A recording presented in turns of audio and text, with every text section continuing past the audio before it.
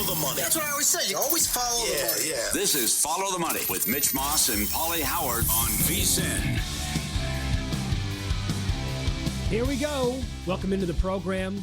It is Follow the Money here on VSiN, the Sports Betting Network. Mitch Moss along with Pauly Howard. We're live in downtown Las Vegas from the Circa Resort and Casino. Busy program lined up today. A lot on the Major League Baseball card for tonight. The NBA and the NHL playoffs, of course. Great guests on the program. Updated series prices. And we can spend a minute or two here, Pauly, recapping what we watched last night, because I do have a couple of questions for you on this Timberwolves and Warriors series. After what we watched last night, how does the series change with no Steph Curry? Like, does it play out similarly to what we saw last night where Minnesota is in control?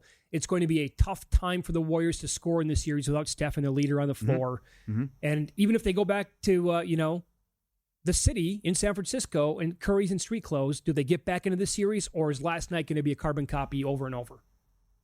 Are we going to get a carbon copy, I guess? Well, I think, again, being from that state and seeing the issues they've had in big games and big series, you can ask Cleveland fans, Toronto fans, the list goes on about it. It should be easy, and that's what it should look like. And certainly you had a desperate team against a team that already had the split, no matter what, but they should have won game 1, too. I would just say stop settling for threes, be aggressive, attack the basket, and you're going to be up 3-1 if and when Curry comes back. The other thing, Draymond's begging for a suspension. And he's a child. His antics are ridiculous. I won't get into what he said after the game, but he is, with his history and what he does, throwing elbows, throwing leg kicks, knees, whatever, and with Gobert out there as well in their history, he's only 2 away now with the flagrants and the technicals. And he loves to get technicals as well. So they're just limited offensively in what they could do. They should be easy to guard if I can just contain Butler. And I have so much offensive firepower. McDaniels was good. I thought we had a chance there with the 35-1 most points. Can we get that from Randall, right? Yeah. If he was great against the Lakers. If I get that from Randall and I get an aggressive ant, and I still think, like Mike Baum said, Finch is great with his interviews and calling people out as well. Barkley was right. I'm not criticizing you. I'm coaching you. Mm-hmm. Play harder, do better, attack. Let's go. Yep. Also, I think this is going to be a big series potentially for Naz Reid, who has played well in 2 games off the bench. So I will say this. It's right there for them. I mean, they shouldn't mess around. Don't pull a Houston. You're the better team. They're also out with their star player and what he means to that organization. Yep. Going on the road is going to be difficult, but they have no excuses. They got to win these games without Curry. So I'd be very careful. And, I tweeted this out last night when it was happening as well. Draymond Green props in this series. I'm not going to touch him, because there is a long history here, and the meltdown was on the way last night. He was doing whatever he could to get kicked out of that game.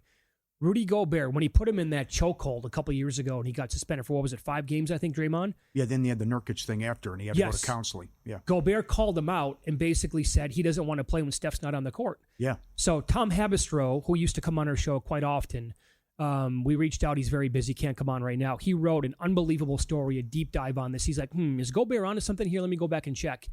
And he wrote a story about Draymond, how he does not like to play when Curry is unavailable and he's in street clothes that night. And he does whatever he can. And the history and the numbers tell you that he has gotten kicked out of games or flagrant fouls, tossed, ejected, whatever.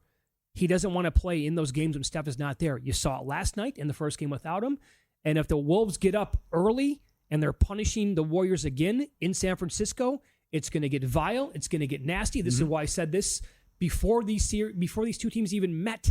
I'm like, if this is going to be the matchup, watch out, because there's a good chance here that Draymond or somebody's going to get kicked out of a game or maybe suspended for a little while as well, because that's tied into the Timberwolves not giving a rat's ass who you are, and they're not going to back down to anybody. Yeah. They got some tough dudes. Yes, they do. Sure, and DiVincenzo's a pain in the rear too. But I want them to run them out though as well. I mean, it eventually happened later on, but for that to be close in the third quarter, that shouldn't happen either. After they had the big lead. So here a couple don't screw around. Don't you pull can't. up Boston Celtics stuff. You have to go to San Francisco now over the weekend, and you need to control that game, and you need to walk out of there with a win. You have to do it. You cannot because again, there is a break in the series between games 5 and 6 of 4 days. Because that's when the WNBA team now in San Francisco, they're going to debut. So if you are suddenly in a tight series with Golden State and Curry can now come back because of the 4-day layoff, well, that's no good. Mm-hmm. So Wolves minus 1.5 games for the series is now minus 110.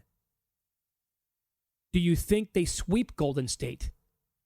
Wolves minus 2.5 games plus 205 at DraftKings. No. Okay. I would think a Buddy Hield game, a Butler game, Minnesota stinks from the outside. No. I think a Butler game for sure. Yeah. Yep. Will be on the way, but I don't know how much other. Kuminga going to score 18 again? Yeah, true. And he actually got some run too. Kerr put him out there, but it's wild what's happened in the second round here. That just OKC was supposed to take care of Denver, no problem. Right. They're up 14. They're up 9 with 2:30. They blow it. We'll get to the Celtics stuff, which is well documented. What the Cavs did.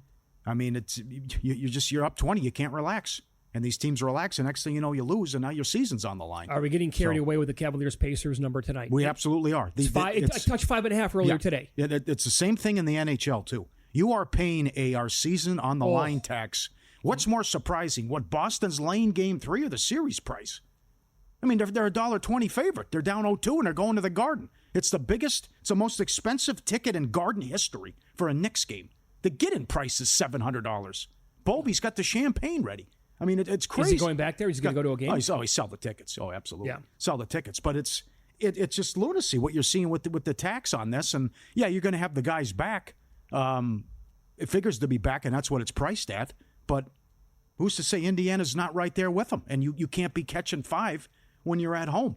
The big thing, the shocking thing has been what's happened in the fourth quarter, what's happened points in the paint, and what they've done on the boards. Or in this case, what Cleveland's failed to do on the boards. So, Ty Jerome stink bomb in game 2. Oh, brutal. Who do you trust other than Mitchell? Strus was great, but with Mobley and who knows what Garland's situation is, missing all that time, I think that's outrageous. And the more I listen to the interviews, the Boston series price and the Boston game 3 line is outrageous because they don't think they did anything wrong.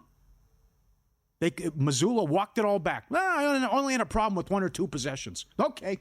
Yeah. That's it. So they think they know what they're doing, and they think this is good basketball. It's horrible basketball. It's low IQ basketball, and you don't jack threes early in the shot clock when you're up 20 in the third quarter. I have a lot to say about Jason Tatum. I don't even know how much of this I can actually say on the air, but I think we've seen this now pan out over the course of his career. The guy is obviously Captain Obvious here, ultra talented player. He's one of the best players in the NBA on the court.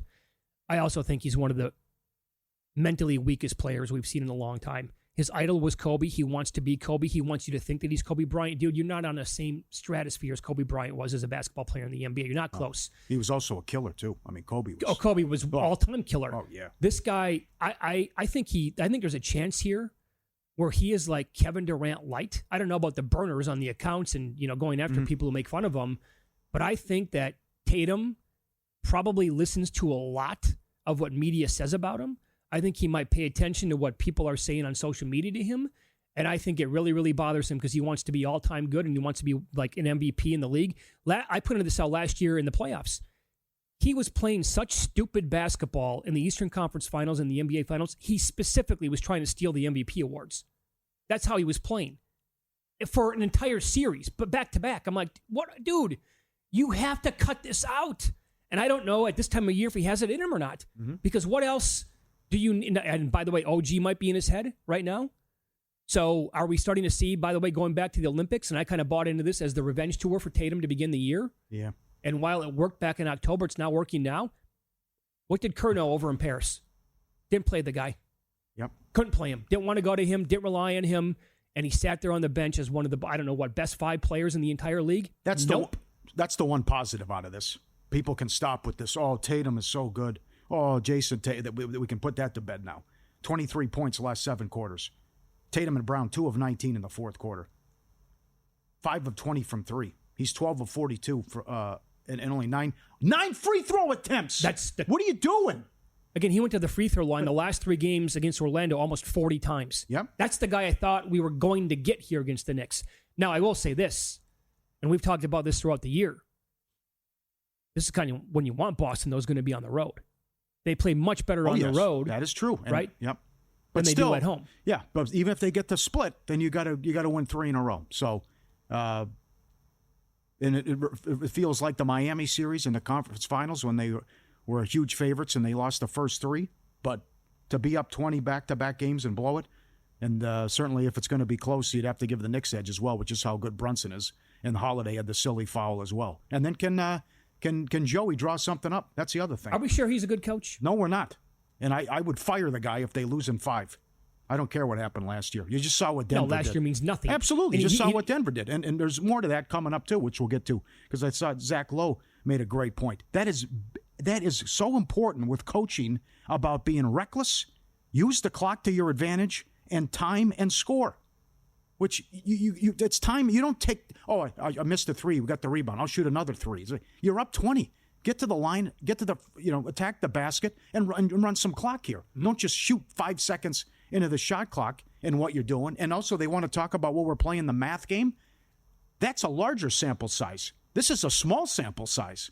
So you're going to say, well, if we shoot 53s a game, it's going to work out. We're going to be. You could stink it up for 4 games and go home. And that's what happens in the first 2. But also, I'm okay with open 3-pointers by any team pretty much. The contested threes are what kill me. They think that's a good shot. That's true, right. And that step-back crap. Yep. What they did in a tie game late in game 1. For a limited time, slashing the price of our annual subscription, normally $240, now just $199. Sign up today. You get 2 extra months for free, 14 months, less than 50 cents a day. Promo code PRO. Every best bet, every host, every guest, the betting splits, the trends from Mackinnon, the dog videos, vsin.com/subscribe, code PRO. 14 months, less than 50 cents, vsin.com. All right, you brought this up. We'll expand on it coming up. Tonight's schedule, including first quarter, first half, and first period numbers, the perfect example of baking desperation into a number is next.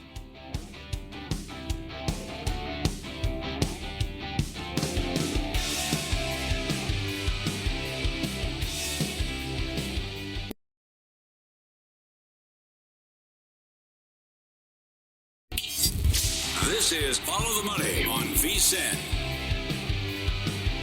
So some numbers now to look at early on in these games, like first quarter, first half. Again, the Cavs are up to a 5-point favorite against the Pacers. First half, they're either 2.5 or 3. That's, splitting it right down the middle. First quarter, they're minus 1.5. Similar story there with the Thunder at the Knicks, although you can find the Thunder laying 2.5 or 3.5 in the first half if you shop around. But this is more specifically what I'm talking about when I said before the break that you're baking desperation into a number. So at Caesars right now, Florida is up to 260 for the game tonight against Toronto. 260. Yeah. But the first period market with the Panthers now continues to move up. At DraftKings, Pauly, in the first period, just to win it on the money line, Florida is minus 240 to win the first period. Mm-hmm. Now, they might win it 4-0. Who knows? And coast to a victory tonight. But to me, minus 240, and what I'd like to do is come back and take half a goal in the first period, but you got to pay, the splits, just the straddle stinks. Because if I want to do that, you're still paying like minus 145, minus 150 on half a goal with the Maple Leafs in the first period. Where you at with Wall? What do you think? Well, I mean, this could be a high-scoring series. The I opposite agree. of Carolina. He impressed me when he out there in game 2. Yeah. He did. It's been bad Bob, though, as well. So I know Jonathan Davis likes the Toronto team total over 2.5, which has gone over every playoff game but one. A lot of firepower here. Baby power with Marner. Got it done in the last game. Lou Finnecarlos thinking that they're cooked. Maybe they're running out of gas, which could be with all the playoff games and the back-to-back trips to the Stanley Cup final. And maybe it's Toronto's year. Maybe they're able to exercise the demons and get to the conference finals for the first time since 2002. But I bet them in regulation. I think they get it done. It was a great job by Toronto to hold serve, but I just think Bob has a pretty good game tonight, and it's something like 4-2, something like that Florida gets the win. But you might be right, and Lou might be right. And maybe there's no need to panic as well. But this could be a great series, and then the series price isn't that crazy either. That Toronto's only $2, $2.15, I think, behind us here at Circa. So maybe it goes 7 and the home team wins the first 6, much like Winnipeg, St. Louis. It'll be interesting to see what it looks like tonight, though. But the first 2 games were spectacular, and I think it could be a high-scoring game and series. All right, some trends here from our buddy Jonathan Davis in the NHL. So the teams 2-0 yesterday with these 2. Yeah. Okay. Yeah. The teams who lost the previous game have scored the first period goal in the next game. 29-13 overall. Yep. Teams who lost the previous game have scored the first goal of the next game, 28-14 overall. Teams who lost the previous game scored the first goal of the first period in the next game. That's 23-19. That pays a nice plus price. And home teams are 35-19 overall, but only 3-4 in round 2 so far. And we saw that with the late game last night going to overtime at VGK. That was a big game for them, obviously, and they could not get the job done. And I thought that was kind of a brutal beat. Well, I don't think they deserved to win the game. Let me preface it by that. I thought Edmonton was better for the first, in regulation. Mm-hmm. However, the way that overtime started, I thought they dominated Edmonton and had several chances. And then just what do you do when there's a breakaway like that? And PK Subban said after the game on ESPN with SVP that he doesn't blame Jack Eichel. He's not the fault there because McDavid blew right by him. PK Subban said last night there isn't a defenseman in the league who could have slowed him down. Yeah. Yep. Edmonton blows the 2-goal lead. Yep. Great resilience by VGK to come back. Edmonton gets the 5-minute power play. They couldn't cash in, was shocked. And then Cassidy's ticked off about the non-call in overtime as well, and we'll talk about that with Stormy. But I think he has every right to be pissed off about that. Oh, he was livid. Total number of players with goals. Edmonton, 15. Points, 18. How about the balance here? Yeah, how about their outscoring teams 5-on-5 without McDavid and Draisaitl? That's unbelievable. I can't believe it. And then every win's been come from behind as well. So you play LA, right? You're down 3-0, 4-0, 3-0, and then here you were down 2-0 in game 1. No problem. We're 2 games away from going back to the conference finals. Now, the bigger question might be, can you win with this type of defense and goaltending? I mean, can you outscore as good as they look game 1? Can you win? And finally, Minnesota lost the game. It was the second longest in history, 42 straight wins in the playoffs when they scored 3+. That goes up in flames. But can you win games consistently 5-4 when we get deeper in these rounds, and if you might face a Carolina in the Stanley Cup final or someone like that? Well, they definitely want to take on Winnipeg, right? Oh, God, I'd love to see that. They would be begging to play. They don't want to see Dallas. I mean, between these two teams playing in the other series, they absolutely prefer the Jets. Oh, what they do to Hellebuyck, come on. I mean, it's just they probably chase them. I'd love to see how many games they chase them. But it's incredible what they're doing here that they were dead and buried down 0-2. And as far as the other game tonight, I think it's appropriately priced because Winnipeg's season's on the line, $1.35. So right back with Dallas over team total, 2.5. And then what's the juice on that? I think it's $1.50. Luke, I'll look in a second. But everyone's going to be talking on the Rantanen props. And how can you not be? Well, yeah. He is $2 to have a point. He is plus 165 to have a goal. He's plus 110 to have an assist. Back-to-back hat tricks, and we're talking about, 4 points, and 3 points going back in the last couple games. $1.50 team total, right? So he did both. By the way, both hat tricks were pulled off in the same period. Yeah, natural hat tricks, too. Yeah. That's incredible. Never happened. No, ever in history of the sport. Yeah, right. So he's not going to put one past Hellebuyck. He's not going to be involved and he's been involved in all their goals. That's the other thing. Right. This is Lemieux territory, what he's doing. So I would think Winnipeg comes out with the big jump after it was a tough turnaround after the miracle win, Game 7, but their season on the line as well. But again, right back to Dallas team total over 2.5. See if Winnipeg can make this a series. You're right. It'd be okay, but I don't want to see Dallas Edmonton again for the second straight year to go to the Cup. Yeah, I think Cavs a little bit too much right now, but I want to see if it goes back up to 5.5 before I bet the Pacers and the other game, Thunder and Denver. Yeah. What do we get out of the Nuggets in this game tonight? Too high. I took 6. Too much. Okay. Too much. The bounce back here, humiliated in Game 2, and now you got Gordon and the Nuggets complaining about the officiating, which if you piss and moan, it usually goes your way. Mm-hmm. And you say, hey, Joker fouled out. I mean, they're hacking him. You're missing the calls.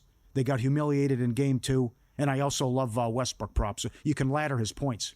Look at his numbers. Guy had 18 in the last game. Plus, if it's a blowout, he's going to stay in there. Sure. So I don't mind Westbrook props either. Let's not forget what happened to OKC Game 3 when they went to Memphis. Good point. Won the game. They were also down by 30. Yep. So there's an angle there where maybe a team like Denver playing at home, Jokic plays out of his mind. This could be a big Jamal Murray game, too. At home. Could be. In front of that crowd, goes nuts. We will get into the Major League Baseball card today as well several times. I have a couple of bets here. Did you get involved with the Giants at all? Now, they have an elite record against right-handed pitching. I looked at their numbers overall. It's not like they have unbelievable numbers against righties. They just happen to be winning all these games. I did bet San Francisco today, but it's more of a bet against Chris Paddock going from Minnesota, and the Twins are actually playing some decent ball right now. But I laid minus 105 with the Giants earlier. They've won 10 of 11 at home. Yeah, I don't hate that as well. And I don't hate fading him. I like the over in that game. I think there'll be runs scored, and Buxton's been hot too. Yeah. But more sides coming up, but we got an 11 in Sacramento. Judge goes home. Oh. I mean, I think Judge is going to rake today, and I could go over first 5 in that game. And that first 5 is 6 runs now at a lot of books. Yeah, right. And even though it lost, I mean, we got the base hit early, and then they shut him down.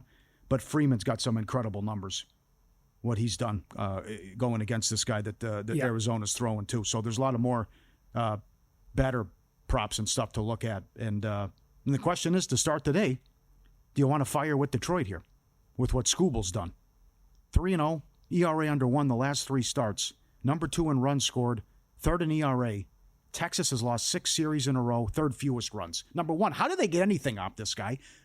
You're firing a hitting coach, and although it worked for 1 game with Boone, that was it against Boston, and now you're throwing Corbin. At least he's been a different guy for the spider bite, but still, come on, with the way Detroit's raking. Well, let me go the opposite side here for a second. The doubleheader getting in late? You going there? There's a bunch to it, right? First of all, you had that doubleheader yesterday at Coors Field in Denver, so now they got to go all the way back to Detroit to play this game tonight. The Tigers have been on the road since April 28th. It is the definition of a huge Malinsky special tonight. First game back after a long road trip. Rangers played a day game in Boston, short flight over, and to Detroit.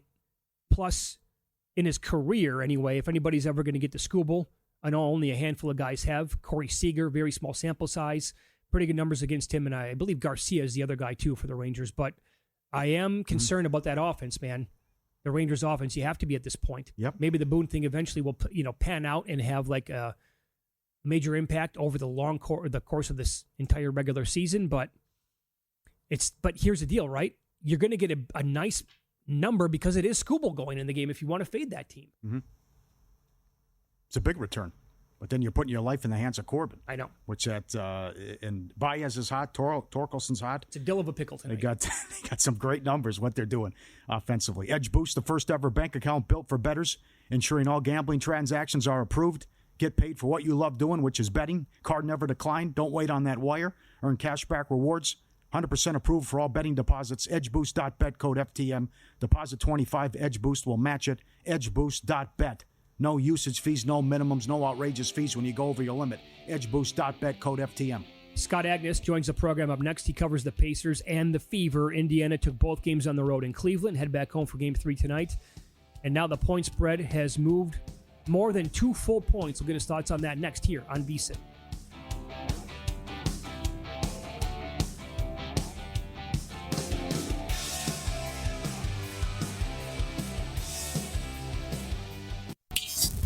This is Follow the Money on VSiN. Very critical Game 3 tonight, NBA playoffs. Well, aren't they all? As the Pacers are hosting the Cavaliers. Took the first 2 on the road. Now they come back home and they're a 5-point dog. And, I'm seeing an update right now from a couple hours ago on these players, Pauly. And Garland is expected to play tonight. Mobley, this is per Shams. Mobley and Hunter are aiming to play on Friday. And to help us dive into this game tonight, Scott Agness joins the program now, covers the Pacers and the Fever for Fieldhouse Files. Scott, thanks for the time today. Good afternoon. How are you? Yeah, good afternoon. All a buzz here in Indianapolis, from the Fever wrapping up preseason to the Pacers and trying to grade a stranglehold on the series tonight in Game 3. Yeah. Now, I know that the NBA, they update their official injury report at the bottom of the hour of every single hour, and all 3 of those players that I mentioned for the Cavaliers are still questionable. But if you had to bet on it right now, like, are you going to say that maybe all 3 play, a combination of the 3 will play tonight? Where are you at with those players for the Cavaliers? Yeah, so all 3 were visible at shoot-around, but what was interesting about that was in most injury situations, usually you're not so forward and out front about it. Like, normally you're like, you take them off the court so no one sees anything, whether they look great or whether they can't even move on the court. But anyways, I would suspect 2 of the 3 would give it a go. The one that concerns me most, it would just be the ankle sprain of Evan Mobley. Like, that's one against a team like the Pacers who want to run and get you up and down the court. You're playing with an athletic, versatile Miles Turner. The ankle sprain would concern me the most. I'm with you on that.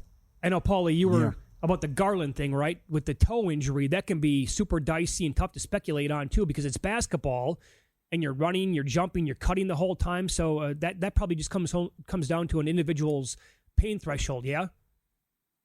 Yeah, I would entirely agree with that. It makes me wonder, though, he's been out a couple of weeks. At first, I almost wondered, was the last series as a precaution to head into this next series, right? Because they were just so dominant against the Miami Heat. But to sit out the first couple games there, it must have really been a painful injury. And I've covered players that have dealt with this before. And honestly, you just need time more than anything. Usually does not require surgery. You just need time off. And so now I think it purely becomes a pain tolerance thing. And I would imagine he'll try to give it a go. But I do wonder, I go back to last series, we saw this with Damian Lillard, very different injury. But Dame hadn't played in more than a month. He was great in the first half, but then the rest of the series really did not contribute much, was out of shape, and really couldn't find his shot. So I'll be curious, even if he does play, at what level will Garland be able to play with this, windshield wiper speed that the Pacers want to set the tone with? All valid points. The other thing, they really struggled defensively in the first couple games at home against Miami, I thought, and especially guarding the three. I'm stunned what happened in the first two games with the Pacers getting to the basket, points in the paint, and what the Pacers did on the boards, especially late in game two. What say you?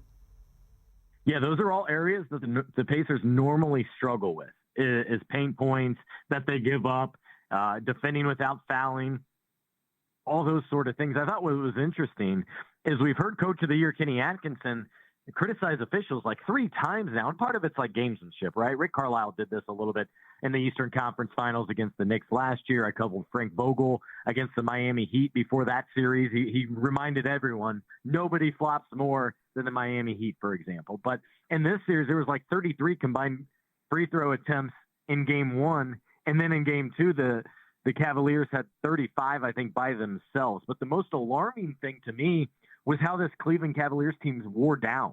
They were exhausted and had as many turnovers as field goals in that fourth quarter. They struggled to even get the ball in bounds. Yeah. And part of the discussion that I don't think has been brought up enough is they lacked timeouts. They had to burn a couple timeouts just to try to get the ball in that final minute. Yeah. So before this series started and the Cavs won 64 games, at any point during this season did you think I might be covering the NBA Finals? Not NBA Finals, and I probably wouldn't say I'm there yet either. But I thought this was a Pacer team that absolutely should reach this round, and the next round would be a bonus. That was my expectations coming off last year. Okay. So you cover the Fever as well. Which team has a better chance of making the finals, the Pacers or the Indiana Fever? Yeah, that's a fun question, and especially as the W season's just getting started. I would say the Fever. They're already in the championship aspirations and contending conversation. You have one of the best players in the league in Caitlin Clark as well. You have dominant scoring. Their games, the way in which they want to play very much resembles one another, which is interesting in town. But still, despite having 2 wins in the series, you'd still have the conference finals. I would pick the Fever. All right. I don't disagree. It's Follow the Money here on VSiN, the Sports Betting Network. Our guest, Scott Agness, who covers the Pacers and the Fever for Fieldhouse Files. Now, I'm a little bit concerned with the Pacers and where they're at maybe entering this game, and I'll explain why. And you can correct me if I'm wrong. I go back. I can't get Game 5 out of my head against the Bucks, and I'll give credit to the Bucks. No Damian Lillard. They came out right, but they had a chance to finish off Milwaukee in that game, put them away. They did eventually, but it took a miraculous comeback late. And the Bucks just they completely outplayed them, and I thought the Pacers showed up with like their D game, just like, okay, well, we can beat them with no Lillard, no problem. Are they feeling a little fat and happy that they took the first 2 on the road here? Or are they going to come out and say, you know what, we have a chance to put our foot on their throats tonight, gentlemen. Let's take care of business. Yeah, I think it's much more the latter, because as much as we can critique Cleveland, I go back to the last game and take a look at a couple of things. First of all, your best player in many accounts, Pascal Siakam, minimal in this series in that game, just 12 points. Tyrese Halliburton, who this team and this offense is designed around and for, just 4 assists. They tried to eliminate Tyrese Halliburton as the primary ball handler. Therefore, Andrew Nembhard put it in his hands a lot more. So I see 12 points for Siakam, just 4 assists for Halliburton. The Pacers trailed by 20 and still won the game. So I don't think they played great by any means. And I think for that reason, and the likelihood of at least a couple of their injured players coming won't allow for the Pacers to get ahead of themselves. And the other thing in all this is if those players do end up going, I would almost say it's better off for the Pacers, because one of their biggest issues in the last several years is is when players are out and the unfamiliarity and falling behind. Where they're best is when playing the best, as they rise to that level. Otherwise, they play down to the competition. So I think they are in good spot. They've been very good on their home floor. They're wearing their special City Edition uniforms that they're 20-4 this season when wearing. Very nice. What do you make of the point spread, by the way? It was 2.5 earlier in the week. That was when the status was more, I think, unknown about the players for the Cavaliers. And again, but maybe not all three guys are going to come back tonight. They're now a 5-point favorite on the road here, Scott. Yeah, to me, that's a direct reflection of the injury report and those players being seen at shoot-around earlier today at the Fieldhouse. I think that's what it is they're trying to line up even money there. We realize how good the Cavaliers have been all season, and I think it's a benefit of the doubt as well. Like, is this team that was so good really going to fall behind 3-0? So that's how I view that. Scott, pleasure talking to you. Thanks so much for the time. Enjoy the game tonight. We appreciate it. All right. Thanks, guys. Thanks for having me on. Yep, thanks. Follow Well done. Scott on X. He is at Scott Agness, Agnes. This is how you spell the last name.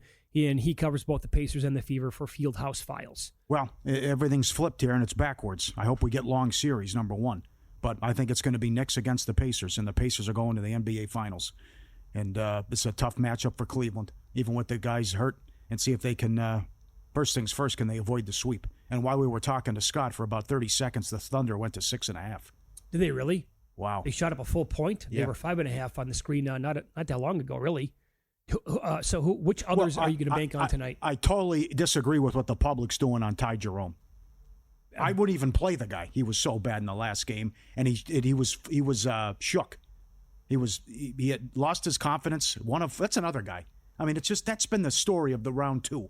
With what you see, if it's not your night, pass the ball or go to the basket. Stop 1 of 14. Come on. So give me an other than that shows up for the Cavaliers on the road. Is it going to be Merrill? I still know I'm Strus. I was Strus last game. I like Strus's game. Okay. How about for the I know Pacers? Mitchell's going to be great, but he's right. I don't know what to expect from Garland, and he might run out of gas. Pacers, it's just it's about everyone. They're a balanced attack. They got so many guys that can score, whether it's Mathurin, whether it's Nemhard, what he's doing. The huge Naismith had the huge rebound. I think it was him, or with the putback to cut it to 5. But, we're sitting here and talking. It was also an implosion. Even without 3 of their better players, they're up 20 late in the third quarter, and they're up 7 with 48 seconds. They lose the game. So yeah, Mathurin's gone over his point prop 2 games so far in the series. Again, I think that's 16-3 over last 19 games. Yeah. He had 11 in game 1. He had 19 last time, and here's the key to that: he got to the free throw line off the bench 6 times. He's going to drive like that. Yeah. He'll hit a 3 or a couple of 3s in the game too. I think you can expect Mathurin to play well at home. Halliburton on a mission with all this overrated stuff as well. He's 7-1 to have the most points tonight. Mm-hmm. So if Mitchell doesn't go off or a blowout, as we've seen plenty of those, and we've seen plenty of big tickets cash. You going to be okay if the Knicks make the NBA Finals in terms of the overall coverage? I get it. The fans, they're starving. I'm okay with it. I'm rooting for them. Yes. What I'm not going to be okay with is going to be the fanboy media people and their reaction. That's going to be insufferable. Yeah. Do your job. I don't want to know how big of a fan you are of the Knicks. Do your job. Up next, win some, lose some. The second longest streak of all time is now dead, and we'll give you some incredible numbers to make note of when this guy is golfing in future PGA Tour events.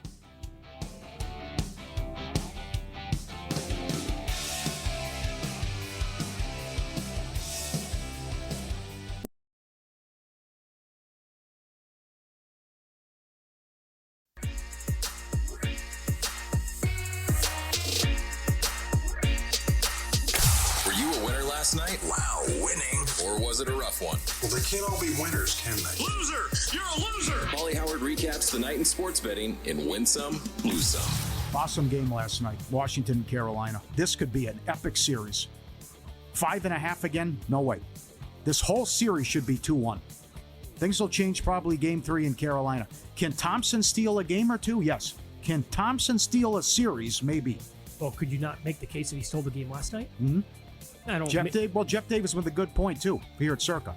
Don't bet Washington to win the cup. Bet Thompson, Conn Smythe, because he's going to have to stand on his head to do it. And the power play goal, the breakaway, McMichael first goal, 20-1. Carlson plus 750. Wilson with the empty net plus 310. Like nothing happened in the first period of that game last night. I think that's what the whole series could look like. Olofsson first goal, 15-1.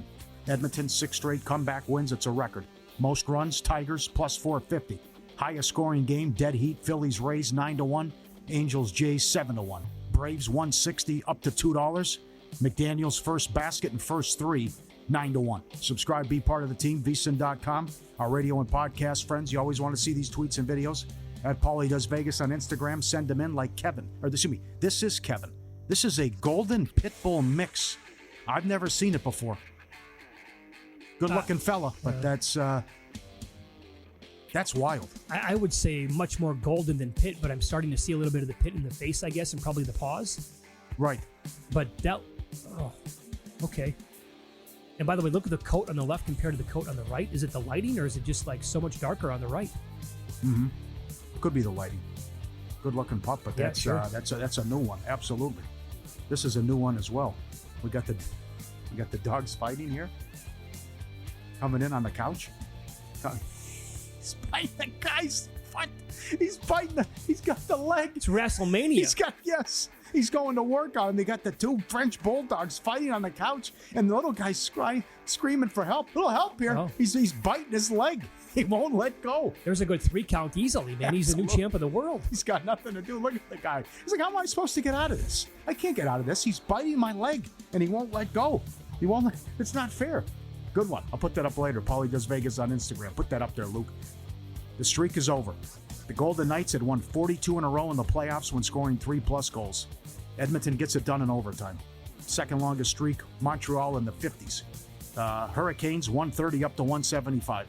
It was very popular. Very popular. But Washington was great. I'll put this under lose some as well. Rest in peace. We lost him too soon. Tony Gwynn would have been 65 today. You can baffle your friends with this one. Tony Gwynn career against John Smoltz, Greg Maddux, and Pedro Martinez hit 400. He struck out once. In 200-plus plate appearances. What's more astonishing? The one strikeout, or he hit 400 combined against those 3 guys? Such a tough... I'll lean the one strikeout, but he didn't strike out much at all against anybody. Come on. Just both those numbers blow my mind. Oh, ridiculous. One strikeout. Lose some? Well, I know Goodell wants to do like 16 international games.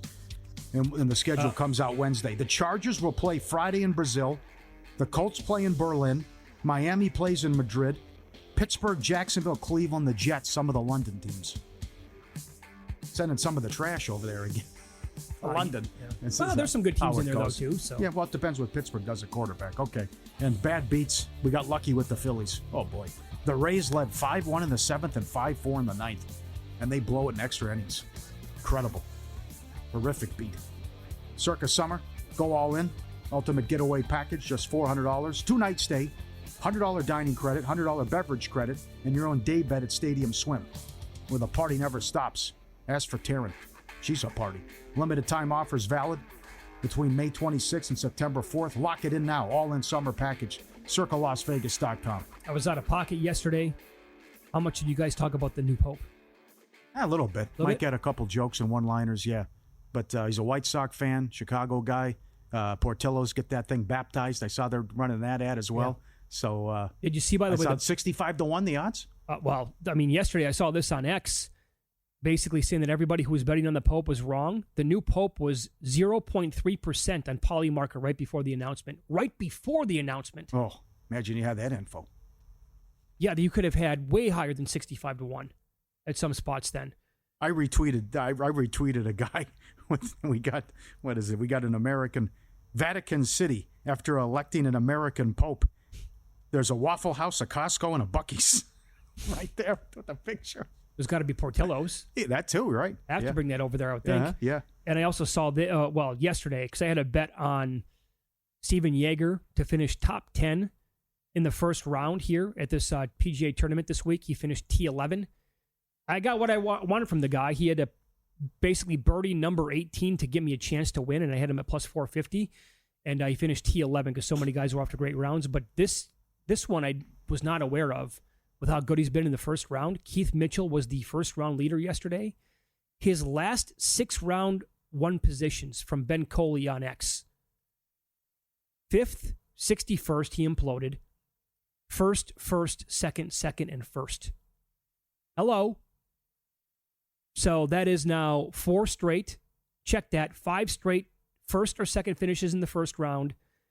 And 6 out of 7 top 5 finishes in the first round for Keith Mitchell, who was still leading today after round number 2. That is incredible. I've been on Jaeger because he's been so good in the first round with big numbers, but not Mitchell, unfortunately.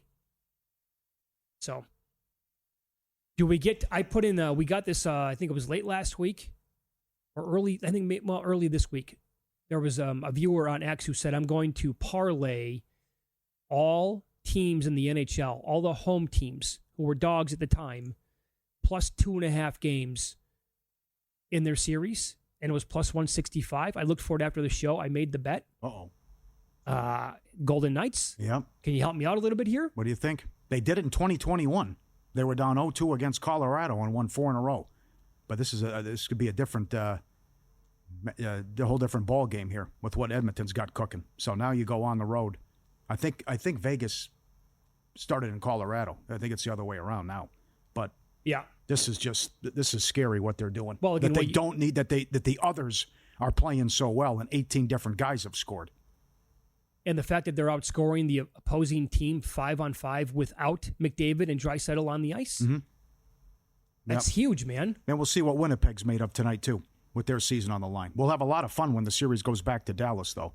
But there's so many different ways you can attack it with the Rantanen props. 80-1 last game hat trick.